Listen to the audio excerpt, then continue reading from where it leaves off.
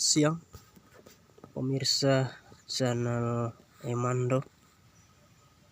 Pada saat ini saya sedang berada di dekat Bandara Kota Ruteng, dan tujuannya saya mau ambil video ya, potret terkini atau situasi terkini Gunung Ranaka.